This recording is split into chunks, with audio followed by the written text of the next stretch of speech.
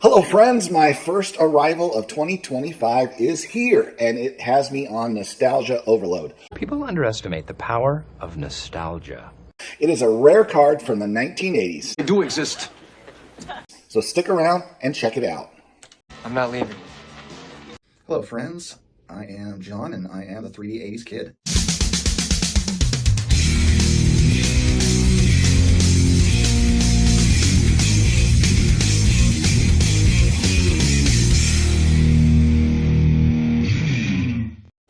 Today is a great day to talk about baseball cards, and with that, I'm going to talk about my collecting direction because, I'm stop the presses. I'm not changing my Hall of Fame player run again. You better not. I love the cards behind me. Those are sticking around.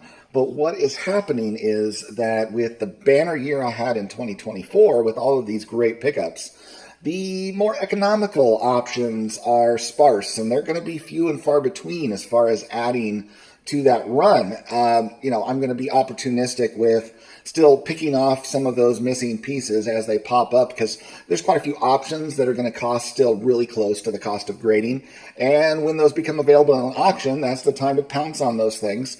Yeah, we're feeling the thrill of the hunt here. Yes. Because you end up with a final auction win that is, if not the price of grading, just barely more. And that's what I love to do with the opportunity cost there, is maximizing my dollars with everything I get. You're not cheap. Thank you. But with those being more sparse, and the fact that I'm going for some big targets, as I previously stated, with like Christy Mathewson, Rogers Hornsby, other pre-war legends that I'm kind of targeting special cards that I really like for those folks. These are going to be bigger purchases. These are almost all going to be on the $500 plus side, which means, I need to save up money. I can't just be off and making these purchases every week like some folks that have a lot more budget than I do. So he's poor. So, I'm going to be picking up cards here and there once a month, maybe once every couple months, maybe even a little farther, depending on which card I choose for which particular player. Some of these are going to be multi-month budgets. While I'm not willing to go for the, almost a year of saving for a Babe Ruth anymore, some of them I do want something that still might hit that fourth digit, which means that's a multi-month saving effort for me. I'm not pouring enough funds to be buying $1,000 card every month into my hobby. So, We get it. Move on. with that, I still like the feeling, us as collectors, there's a little bit of excitement when a new card arrives, something that you like, you bothered to buy, and it arrives in the mail. You get to open it, stare at it. It's like Christmas freaking morning, dude.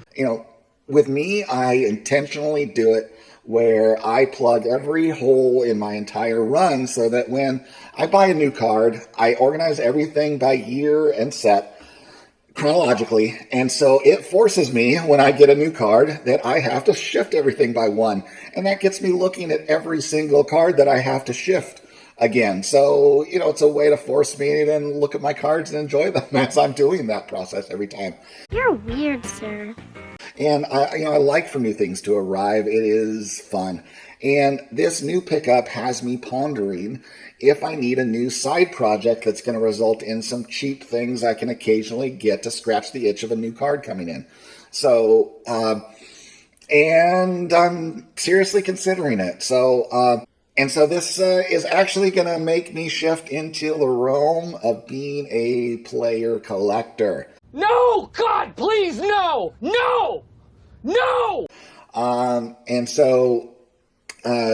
Wade Boggs fan recently announced how he's going to backtrack on collecting modern cards of this of Wade Boggs and just pick and choose what he wants, which makes complete sense to me. The modern market is insane, and I am going to stick to playing Dave's cards for the most part. If there's something really cool that comes up in a modern that, for whatever reason attracts my attention, then I'm going to go for it. And if any of you haven't guessed already, because you know me by now, that guy is Dale Murphy. I recently added, I'll show this again, give Scott, Reindeer Studios, a plug. Check out Reindeer Studios, link down below for awesome t-shirts or little cards that are available of some of his marker doodles he made. They have limited production runs, so you don't want to miss out if he does a marker doodle of one of your favorite players, like Dale Murphy for me.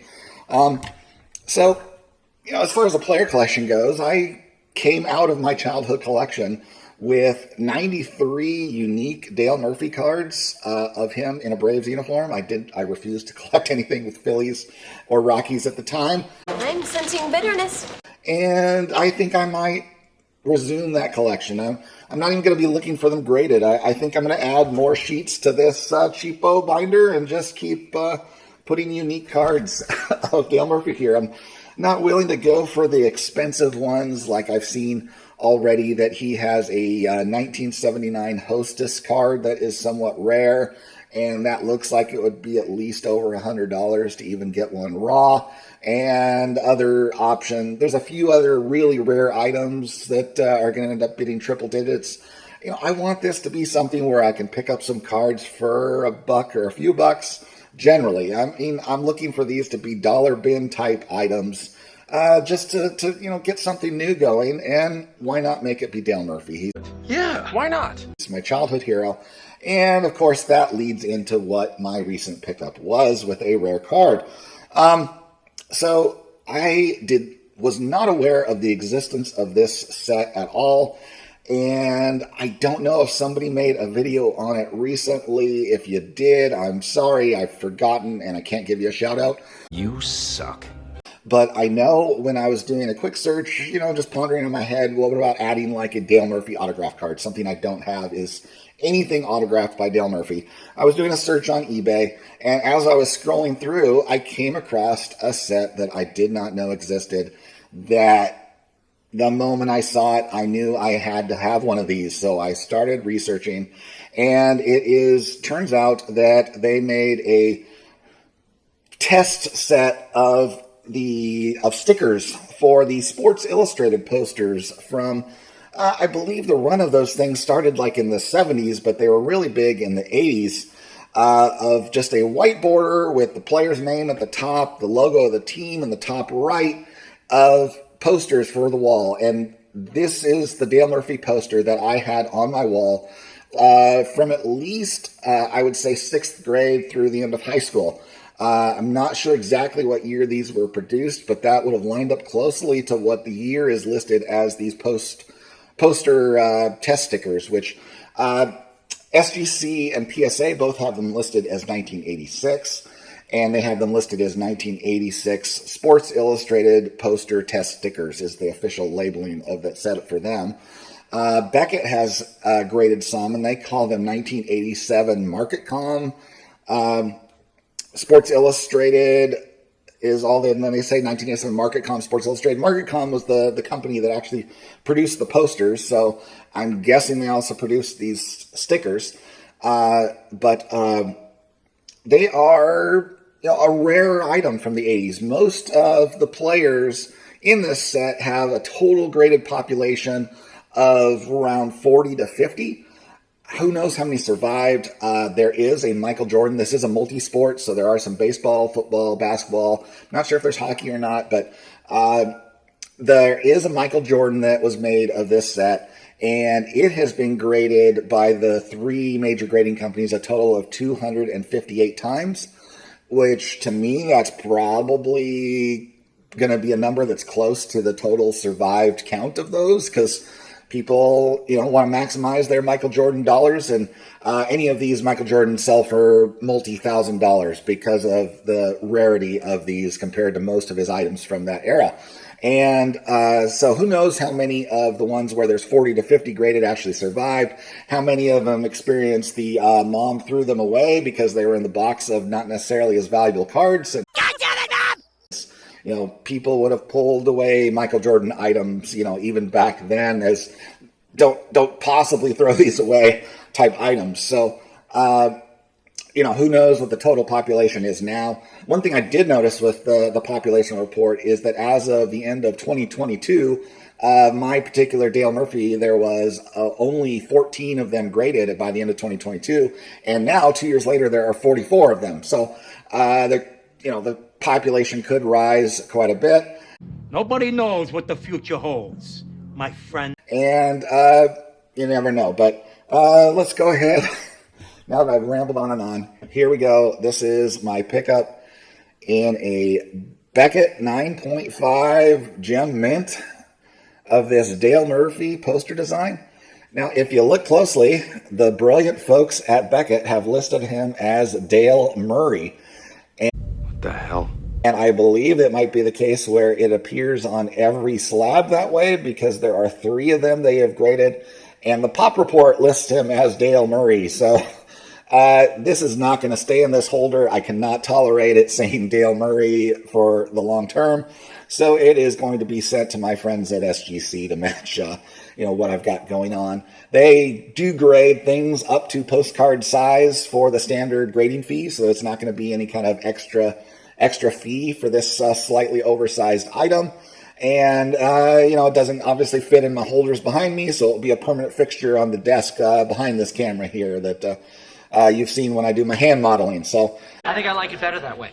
but this is the poster I had on my wall. I remember when these posters were sold, this number here was what they used as the designator for the poster numbers. It was not physically on the poster like it is on this card. And so that this just every day going into my bedroom, this guy was on my wall in the place of honor above my bed. I had to have one of these the moment I saw it. In terms of pricing on these are actually one of his more expensive items. The Beckett 9s I saw recently this year have gone for like $490, $500, and the last one, which was the first auction I participated in, finalized actually somewhere around $250. So I don't know why the ones earlier in the year went for like twice as much as the recent auction. I guess the collectors that really needed them got them earlier in the year, and so they weren't involved in upping the bidding. I, at the time, actually participated and maxed out my bid at, I believe, 201, and wasn't excited to go beyond that for something that's not part of my primary collecting effort. So final price on this, though, being a Beckett, they popped up I had this as a search on vintagecardprices.com. I have a few things on the want list that ping me when they pop up anywhere. This one popped up on Fanatics Collect, which I don't normally go for. It is what a PWCC has turned into, which to me, the final prices realized on a lot of items there feel a little shillish to me. Like they get bumped up higher than other prices when I'm comparing them to, when I'm looking at cards that transact there, and the regular comps, they seem to be on the high side most of the time. So don't normally even frequent there. But, by the way, this is a blank back, just like the poster was. And so the final price I got on this for a Beckett 9.5 ended up being $168, which, thankfully being part of what is now considered a second-rate grading company saved me a lot of money. So pretty soon this will become the first graded copy with SGC once I put in my next order. So that is what I've got here for the first pickup of 2025. Awesome. All right, so fun stuff. Everybody, that's all I got for you this week. Thanks for watching. I'll see you next time. Well, see you next time. Yeah, unless I get lucky and break a leg.